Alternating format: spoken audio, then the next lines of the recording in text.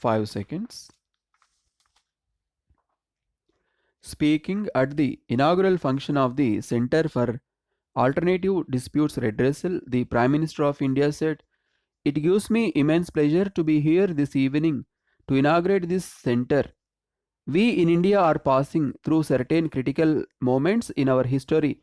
Vociferous and divisive forces are raising their ugly heads and attempting to divide the country on regional, linguistic, and religious lines. However, because of the deep rooted faith in our people, in secularism and unity and integrity of the nation, we are able to reach these forces a befitting lesson.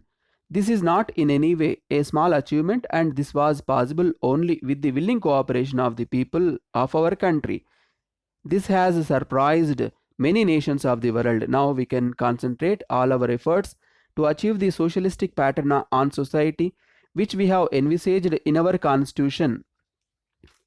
I hope you will agree with me that India has made remarkable progress in a number of spheres ever since the attainment of independence, but this progress is being upset by the enormous increase in the population. In spite of our progress, the problems of poverty, illiteracy, and disease are still staring at us. This is a cause of concern for any patriotic citizen of our country. Though the government has introduced a large number of policies and programs for the upliftment of these downtrodden people, a lot more remains to be done. With a view to improve the quality of life of these people, our government has embarked upon a program of bringing about far reaching structural changes in all the economic policies of the country. Though it was a subject matter of criticism for many people in the beginning, I am very happy to say that now everybody is appreciating the same. Even our opponents are going about it in a very big way in the state where they are in power. Since the process of liberalization has already set in, there is a steady growth in the inflow of foreign investment into the country.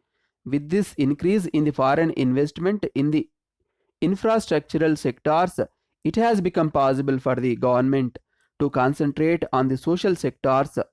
Now we are able to step up our allocations on important social sectors like rural development, health, education, etc., so as to bring about an accelerated economic development of the vast masses of people living in the rural areas of the country.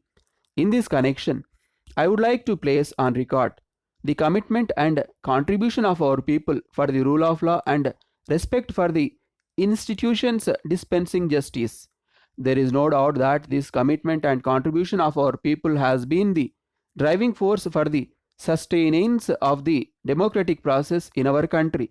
To some extent, the credit for this should also go to the great institutions, the legislature, executive, and the judiciary established under our constitution. Each institution within its own sphere laid down under the constitution is serving the people and helping in the smooth administration of the country. We have incorporated in our constitution the right to judicial remedies as one of the fundamental rights. The right will have no meaning if there is an enormous delay in the disposal of cases by the courts. Speedy and effective resolution of disputes is one of the necessary features of democratic form of government. We are all aware of the saying that justice delayed is justice denied. If the resolution of disputes takes an unduly long time, it will give scope to people to take law into their hands, which would ultimately affect the developmental process in the country. It is really a matter of concern that the pendency in our courts is increasing day by day. It is learnt that there are quite a large number of cases pending disposal in our courts. The committee appointed by the Chief Justice of India has gone into this aspect in greater detail and came out with several causes for this huge accumulation of arrears in the courts. In addition to suggesting various reforms in the judicial sector to reduce the pendency of cases, the committee was of the opinion that the judiciary alone will not be in a position to bear the entire burden. This committee has come up with the proposal to provide at reasonable cost as many modes of settlement of disputes as possible for the speedy and effective resolution of disputes at reasonable cost.